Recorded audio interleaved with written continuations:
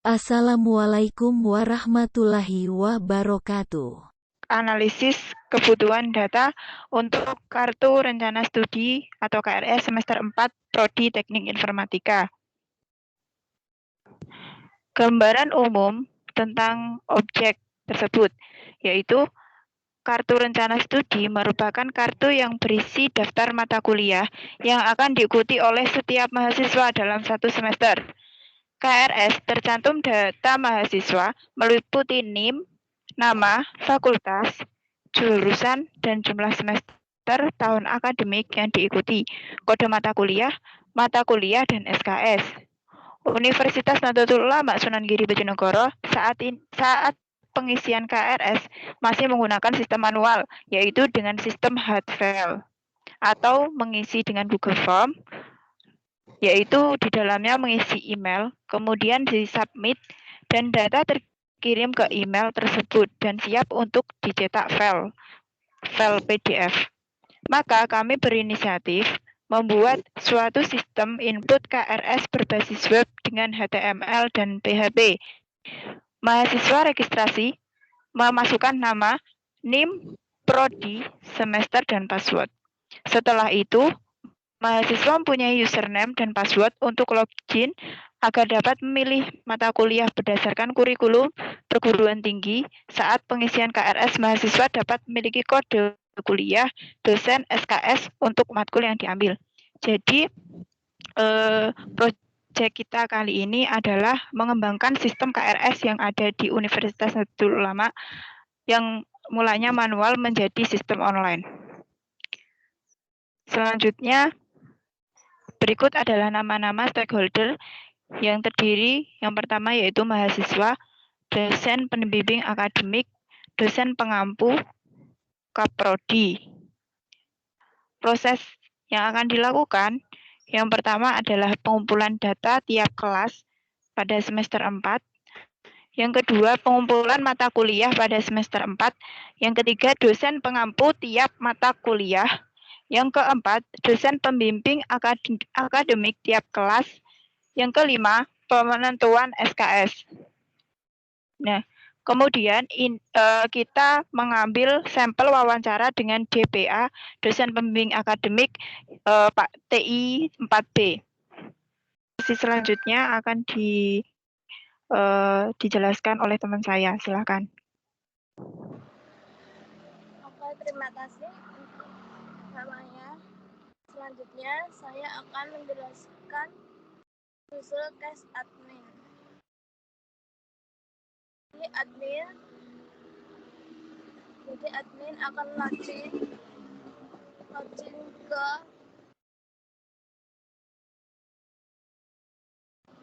nomor, memasukkan data dosen, lalu memasukkan data mata kuliah, dan selanjutnya memasukkan data tahun angkatan. Selanjutnya memasukkan data kelas mahasiswa, dan selanjutnya memasukkan data SKS, dan selanjutnya memasukkan data dosen atau DPA, dan selanjutnya memasukkan data kaprodi, dan terakhir logout.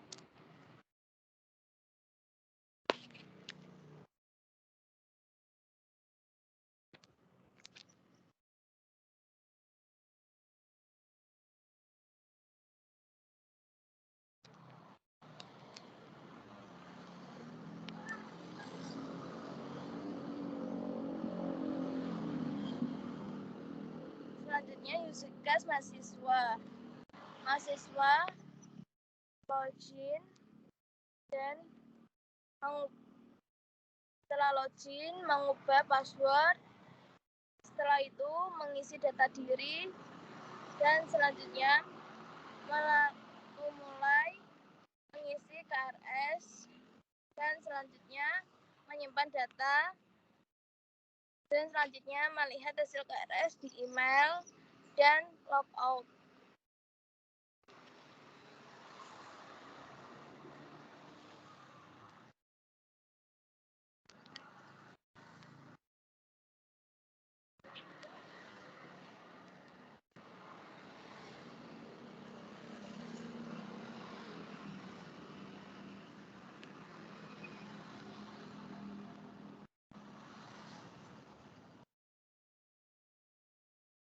Yang ketiga, use case dosen. Dosen pengajar. Setelah itu login. Setelah login, mengubah password. Selanjutnya melihat data dan logout. Oke, di sini kita akan masuk ke tahap normalisasi. Di sini normalisasi adalah suatu proses pengelompokan atribut data yang membentuk entitas sederhana, fleksibel, dan mudah beradaptasi. Contoh yang ada di layar yaitu tentang tabel unformalisasi di mana semuanya masih belum sempurna dari primary key-nya sampai ke bagian atribut yang lain. Bisa next.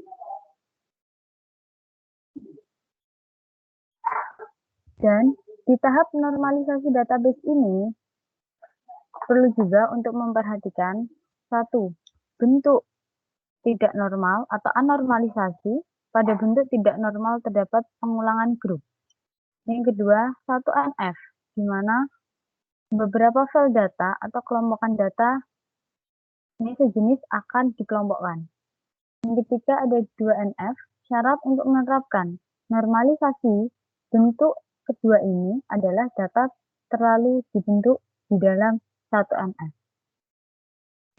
Pada tabel 1NF normalisasi di layar bisa dilihat ada tabel yang sudah dikelompokkan, sudah diklasifikasikan ya menurut NIM.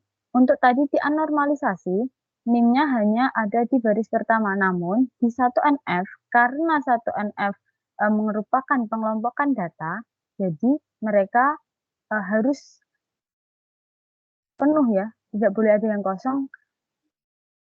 Karena kalau di anormalisasi tadi kan, dia itu pengulangan grup.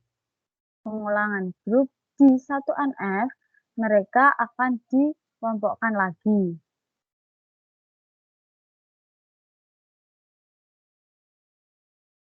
Selanjutnya di 2NF. 2NF, syarat menerapkan normalisasinya, ini sudah dibentuk ya, tadi di dalam 1NF sudah dibentuk. Sekarang kalau di 2NF ini dari NIM, maksud saya ini dikelompokkan menjadi 3 tabel ya. 3 tabel, ada NIM nama mahasiswa, semester, kelas, pengelompokan studi, program studi maksud saya, kepala prodi. Untuk tabel yang kedua ada kode matkul, nama matkul, SKS, kode dosen. Tabel yang ketiga ini ada data kelas,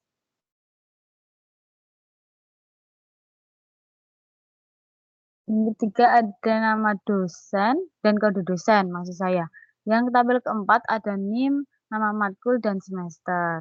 Untuk di 3NF-nya sudah disempurnakan ya dari normalisasi 1NF, 2NF, sekarang ke 3NF, di mana NIM sudah dikelompokkan masing-masing nama mahasiswa, program studi, dosen pembimbing akademik, dan kepala prodi. Dari 3NF ini menghasilkan 2 buah relasi.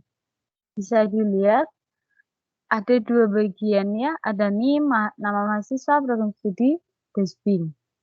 Maksud saya ada DPA. Yang kedua ada program studi, dosen pembimbing akademik, dan kepala prodi. Lanjut. Nah, di sini dari normalisasi tadi menghasilkan sebuah tabel mahasiswa berisi NIM, nama mahasiswa, program studi, dengan tabel prodi, program studi, DPA, kepala prodi, tabel kelas, NIM, kode matkul, semester, data tabel, kode dosen, dan nama dosen. Tabel mata kuliah ada kode matkul, nama matkul, SKS, dosen, kode dosen. Nah, di tabel mahasiswa ini saling tergantung ke tabel prodi. Pada saat pengisian KRS nanti, dari tabel mahasiswa ini ke tabel kelas ini harus sama. Mulai dari NIM, kode matkul maksud saya, kode matkul, ke tabel mata kuliah. Di kode dosen ini juga harus sama. Jadi tabel dosen ke tabel mata kuliah ya maksud saya. Karena nanti jika tidak akan kekurangan sinkronisasi data di sini. Oke, bisa di next Mbak Aziza. Untuk ERD, Entity Realization Diagram. Ini adalah suatu model yang menjelaskan hubungan antar data dalam basis data berdasarkan objek-objek dasar data yang mempunyai hubungan antar relasi. Seperti ini. Di dosen dengan mata kuliah, kode dosen dengan kode dosen. Kan tidak mungkin kalau nama dosen dengan kode dosen nanti kan tidak dapat dinormalisasi ya. Maksudnya tidak dapat digambarkan lagi. Untuk tabel yang kedua, ada kelas jadwal. Kode kelas, ruang kampus, yang jadwal ada kode kelas, kode mata kuliah, nama mata kuliah SKS. Ini kode kelas harus sama dengan jadwal kelas. Jadi ketika kelas ini sudah datanya sudah fix ya, dia akan membentuk sebuah jadwal. Begitu juga dengan dosen tadi, ketika nama dosen, kode dosen sudah benar, sudah sesuai dengan mata kuliah, maka dosen dapat mengajar di mata kuliah dengan tidak salah kelas gitu. Dengan tidak salah kelas. Cukup. Saya akan menjelaskan tentang DDL. Apa itu DDL? DDL merupakan bahasa pemrograman dalam komputer yang dapat dimanfaatkan untuk membuat maupun modifikasi struktur yang ada di dalam database dan suatu objek yang ada di dalam database dalam bentuk skema. Dengan contoh perintahnya ada create, alter, dan tabel. Contohnya ada itu. Dan di sini saya akan membuat database KRS online. Ini perintahnya ada create database KRS online. Klik kirim.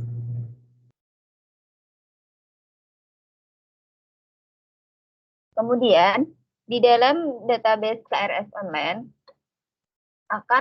saya akan membuat beberapa tabel yang sesuai dengan flat tabel yang ada di Excel ini. Ada 5, yaitu data dosen, data mahasiswa, data KRS, data matkul, dan jadwal. Nah, di sini saya akan memulai untuk membuat tabel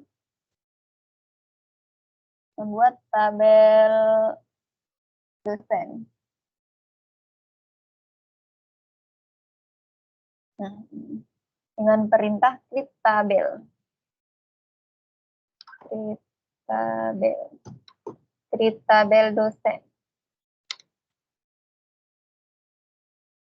Nah,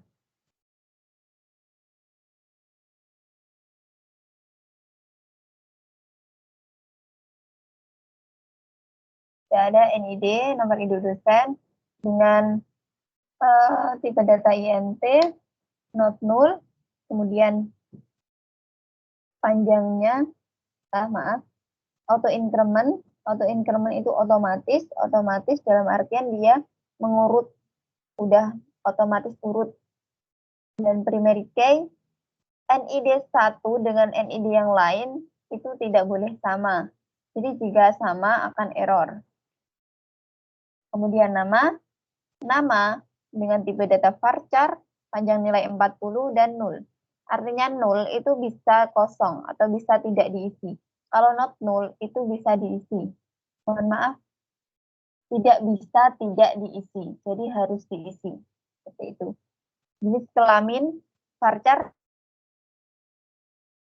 mata kuliah varchar 30 0, dosen prodi varchar 30 0. Nah, kita kirim saja. Nah, selesai. Pembuatan tabel sudah berhasil. Kemudian kita cek di dalam database KRS online. Tidak ada dosen. Kemudian kita isi. Kita insert into di kolom NID, nama, jenis kelamin, mata kuliah, dosen prodi. Nah, dengan cara import di file Excel. Di file Excel yang telah saya buat sebelumnya. Nah, ini. Dan ini bentuknya CSV. Value file. Lalu CSV using load data. Menggunakan data. Lalu gunakan kata kunci lokal. Kemudian kirim. Ini akan otomatis tabel tersebut telah diisi. Nah, ini 10 baris ditambahkan. Kita cek. Nah, ini nama NID, nama, jenis kelamin, mata kuliah, dan dosen prodi. Selanjutnya, tabel yang kedua yaitu tabel mahasiswa yang ada di dalam database KRS. Mohon maaf, tabel mahasiswa yang ada di dalam database KRS online. Dengan perintah create tabel mahasiswa. Kemudian kita cari strukturnya, kita isi.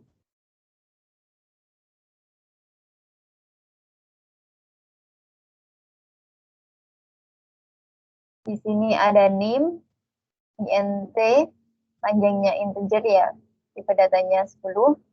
Lalu primary key tadi sama dengan nomor induk dosen tadi.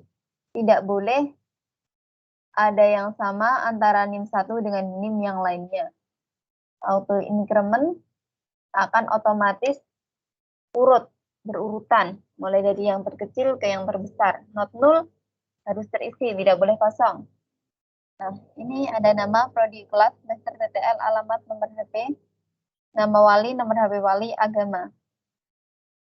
Dengan tipe data varchar, untuk nama, prodi varchar, kelas varchar, dan seterusnya. Nah, pembuatan tabel kedua berhasil, yaitu tabel mahasiswa.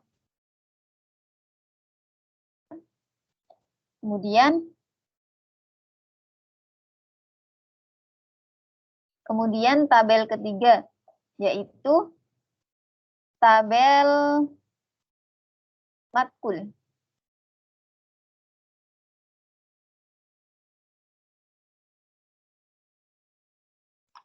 Dengan perintah create tabel matkul.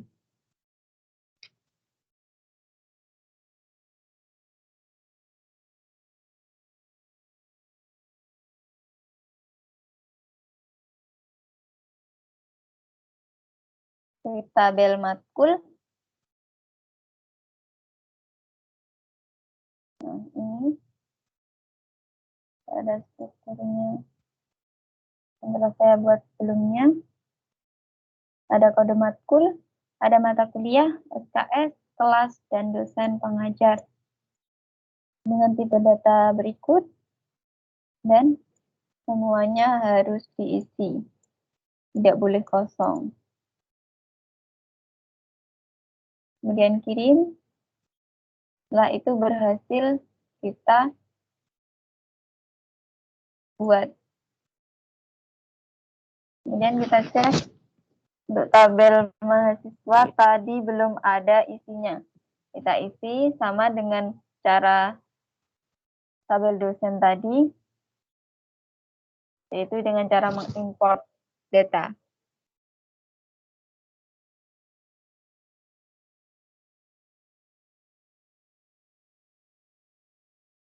Kemudian kirim.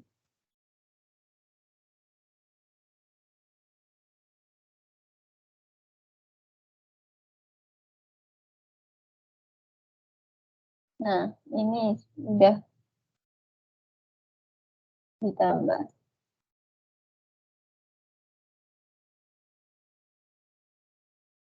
Nah, ini ada NIM, nama prodi, kelas, semester, dan seterusnya.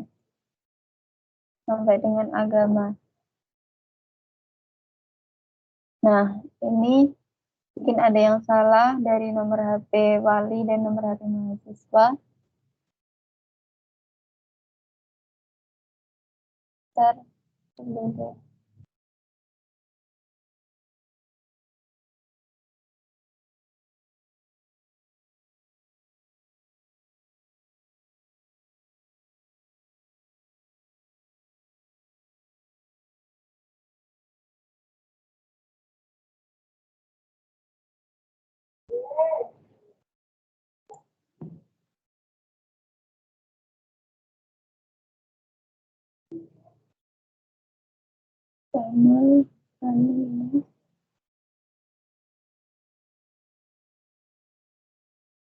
Kamar mahasiswa.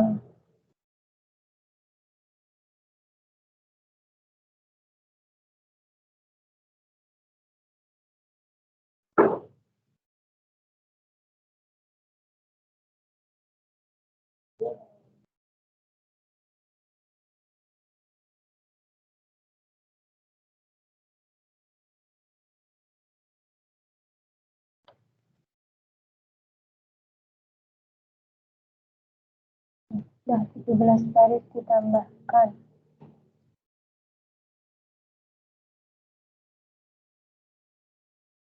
Kemudian, tabel yang ketiga, tadi tabel matkul. Nah, ini kan tadi belum ada isinya. Kita isi dengan cara mengimport data. Mengimport data matkul. Ini CSV single data. Kemudian gunakan kata kunci lokal. Kita kirim. 15 baris ditambahkan. Kita cek. Nah, ini ada kode matkul, mata kuliah, SKS, kelas, dan dosen pengajar. Selanjutnya, tabel yang keempat, yaitu tabel form KRS.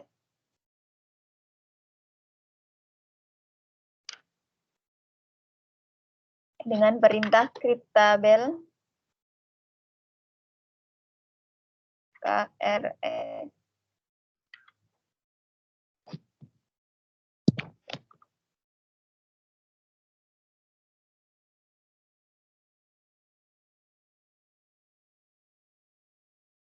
Dengan tabel form KRS.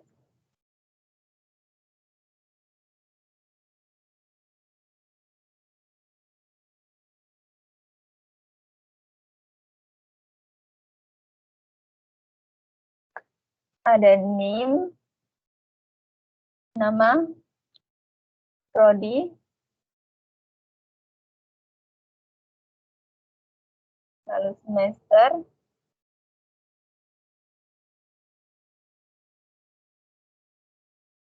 kemudian kelas, ada DTA.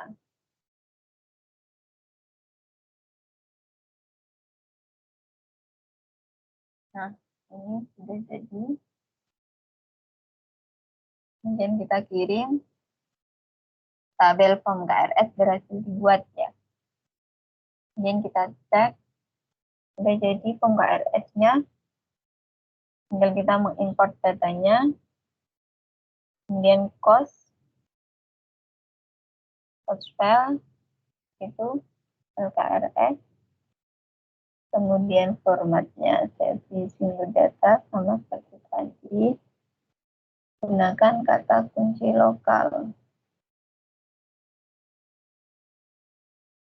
Nah, 24 baris telah ditambahkan.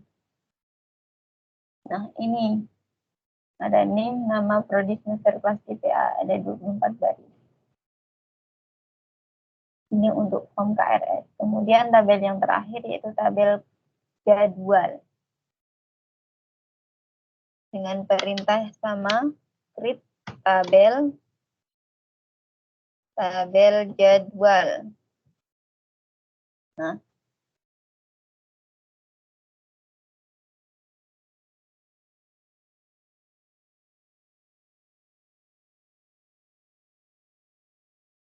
pada kelas, mata kuliah, SKS, dosen, hari, dan waktu. Oke. Nah, tabel jadwal berhasil dibuat. Selanjutnya kita cek jadwal belum ada isinya. Kita import.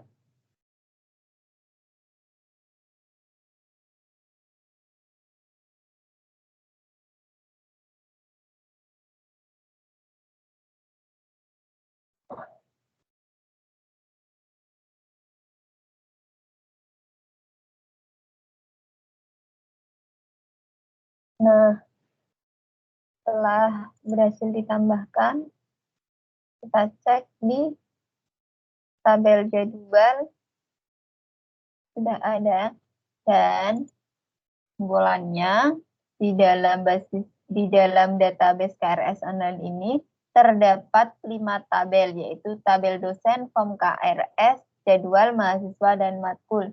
Dan ini telah disamakan atau telah disesuaikan di flat tabel. Dari data dosen juga sama dengan ini. Lalu data mahasiswa sama dengan ini tadi, mulai dari struktur dan isinya sama. Data KRS, data matkul, jadwal. Nah, ini jadwal. Dan tampilan UI-nya, yang pertama ini. Untuk tampilan halaman atau tampilan halaman beranda atau home, ini di sini ada home, check-in, postingan, kemudian footer. Gambar yang kedua yaitu tampilan halaman login. Ada username, password, submit, kemudian dan forgot password. Kemudian ada tampilan halaman admin. Nah, seperti yang dijelaskan di depan tadi, di slide ke depan tadi, admin bisa memposting bisa memposting postingan sekarang, data postingan, update postingan. Juga bisa mengakses atau mengelola data dosen, data mahasiswa, data matkul, dan jadwal. Selanjutnya, untuk gambar yang keempat, ada data dosen. Di sini ditampilkan data dosen, yaitu bisa memilih, setelah dipilih, bisa diedit, hapus, atau tambah. Dan juga bisa dicari, bisa mencari dosen kecerdasan buatan, bisa dicari. Selanjutnya, gambar kelima, ada tampilan data mahasiswa. Sama seperti data dosen tadi, bisa mencari, edit, hapus, dan tambah. Selanjutnya, ini untuk halaman mahasiswa. Tampilan halaman mahasiswa bisa untuk langsung mengisi KRS. Klik untuk mengisi KRS. Mengisi KRS dengan tampilan seperti ini. NIM, nama prodi, semester, kelas, GPA, Kaprodi. Kemudian mulai. Saat mulai, lalu muncul nama atau struktur yang telah diisi. Jadi nama, prodi, kelas, semester, DPA, Kaprodi. Selanjutnya pilih mata kuliah. Setelah pilih mata kuliah, nah, kenapa kok langsung ada semua? Karena tidak perlu memilih. Jadi langsung dipilih semua. Kan udah otomatis kalau semester 4 itu matkulnya ini ada pendidikan karakter, anti korupsi, kecerdasan buatan, pemrograman web, perancangan dan analisis algoritma, analisis perancangan sistem, basis data 2, jaringan komputer. Langsung dipilih saja. Nah, kemudian ini untuk proses verifikasi yang berhasil. Pengisian KRS berhasil, kemudian akan tampil eh, tampil